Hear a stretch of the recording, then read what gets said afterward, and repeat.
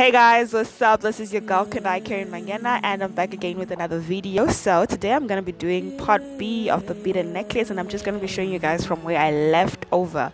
So I done some things off camera, but I'd already told you the concept. You just add one bead in each row, and make sure that when you're in the fifth row you add 5 beads, when you're in the sixth row you add 6 beads, and just make sure the cycle is consistent and it grows as you grow.